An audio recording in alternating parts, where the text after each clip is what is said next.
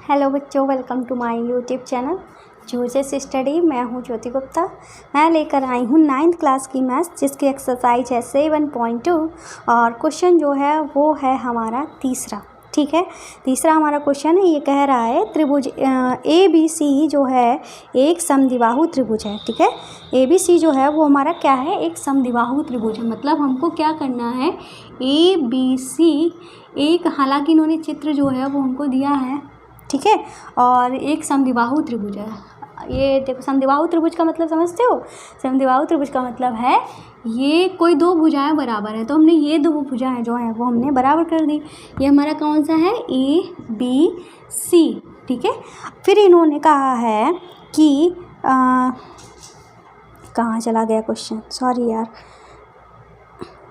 ठीक है, जिसमें बराबर भुजाओं AC और AB पर क्रमशः शीर्ष लंब BE और CF, मतलब शीर्ष लंब का मतलब यहाँ से हमने एक रेखा खींची है, तो ये इसने इस पे जाके लंब बनाया है, तो ये हमारा क्या हुआ, शीर्ष लंब BE बताया है। और C से इन्होंने AB पे एक लंब बनाया है, ठीक है, जिसे यहाँ पे इन्होंने CF बोला है। ठीक है, मतलब ये शीर्ष लंब जो बने हैं वो क्या है, लंब खींचे गए हैं। पर यहाँ पे लंब पिछले वाले क्वेश्चन की तरह ये मत समझना, जब जैसे शीर्ष लंब, ये देखो, ये जो है हमने लंब खींचा तो ये हमारा 90 बना रहा है, और ये हमारा मान लो कि हमारा BC है। ठीक है, तो ये जो हमने लंब खींचा है, कोई ज़रूरी नहीं है कि ये BC को आधा कर रहा हो, मतलब समद्विभाजित कर रहा हो, मतलब ये और ये बराबर हो, ऐसा कोई ज़रूरी नहीं है।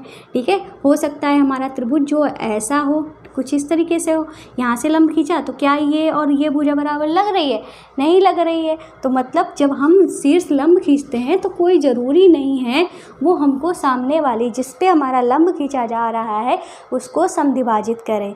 पर जब हम मध्यिका बनाते हैं, ठीक है, मध्यिका बनाते हैं, मान लो हमारा त्रिभुज जो है कुछ इस तरीके से है, ठीक है, हम मध्यिका बना रहे हैं। मध्यिका का मतलब होता है इसका जो मध्य बिंदु होता है वो शीर्ष से जा रहा है, और शीर्ष से जा रहा है तो ये मध्यिका जो होती है जब बनती है तो कोई ज़रूरी नहीं है कि यहाँ पे 90 डिग्री बने। ठीक है, जब मध्यिका बनती है तो कोई ज़रूरी नहीं है 90 डिग्री बने। जब शीर्ष लंब बनता है तो कोई ज़रूरी नहीं है कि वो जो हमारी जिस पे लंब बन रहा है उसको आधा करे। ठीक है, ये क्लियर हो गया। तो इसका मतलब क्या हुआ कि ये जो लंब खींचे गए हैं तो ये ज़रूरी नहीं है कि इसको इसने समद्विभाजित किया हो। ठीक है, तो ऐसा मत कर देना BF बराबर FA कर दो और AE बराबर AC कर दो। इतना हो गया। फिर इन्होंने हमसे क्या कहा है, दर्शाइए कि शीर्ष लंब बराबर हैं। तो शीर्ष लंब बराबर है मतलब CF जो है वो हमारा BE के बराबर है, ये हमको सिद्ध करना है।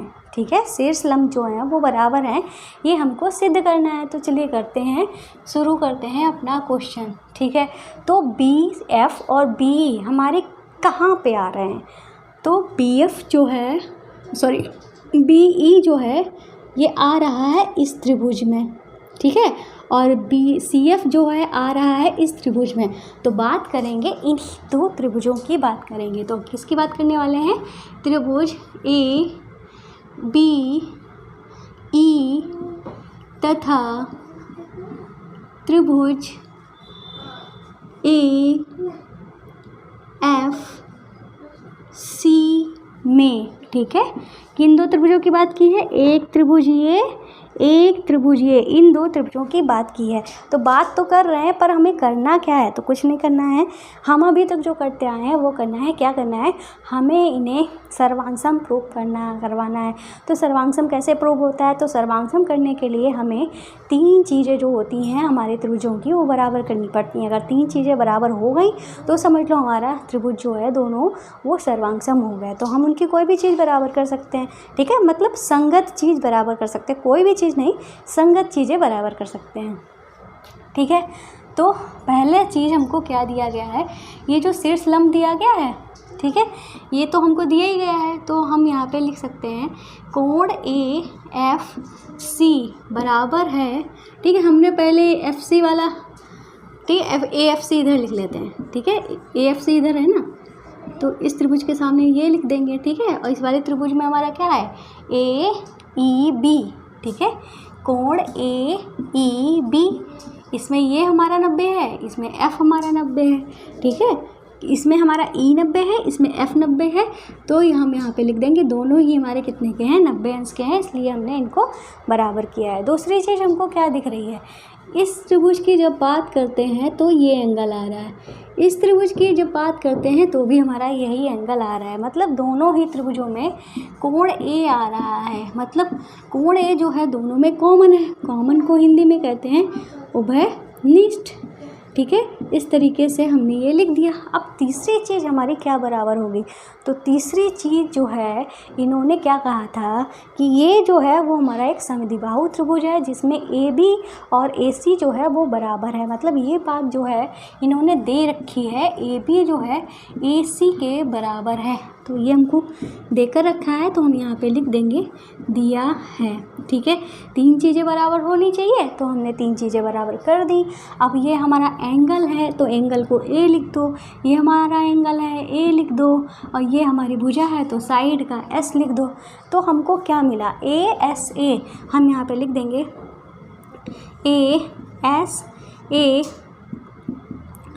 सर्वांग समता के नियम से, ठीक है, सर्वांग समता के नियम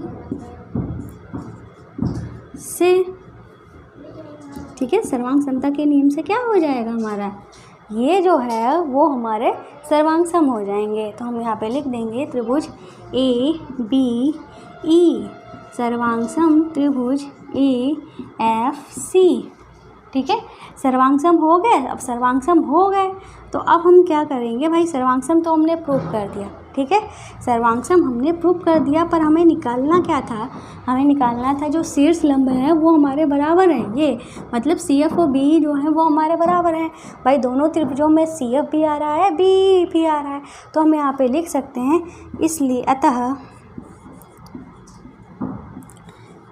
BE बराबर CF, ठीक है। ये चीज़ हमने लिख दी, ये हमने कैसे लिख दी, अपने मन से ही लिख दी, नहीं अपने मन से नहीं लिख दी, ये हमारा सर्वांग सम हो गया इसलिए। और इसके आगे हम लिख सकते हैं CPCT, ठीक है। CPCT का मतलब हुआ कि दोनों सर्वांग सम त्रिभुजों के संगत भाग जो हैं वो बराबर होते हैं। अगर इतनी लंबी लाइन लिखना चाहते हो तो वो लिख लो, वरना ये लिख लो छोटा सा CPCT, ठीक है। तो इससे ये हमारे बराबर हो गए। और इन्होंने क्या कहा था, जो इन्होंने लैंग्वेज बोली थी क्वेश्चन में वो भी लिख देते हैं, ठीक है। क्या इन्होंने क्वेश्चन में लैंग्वेज बोली थी, ये शीर्ष लंब जो हैं वो बराबर होते हैं, ठीक है। यहाँ पे लिख देंगे अतः शीर्ष लंब बराबर हैं, ठीक है। इस तरीके से हम क्वेश्चन जो है पूरा कंप्लीट कर देंगे। और क्वेश्चन हमारा कंप्लीट भी हो गया है, आपको अच्छे से समझ में भी आ गया होगा।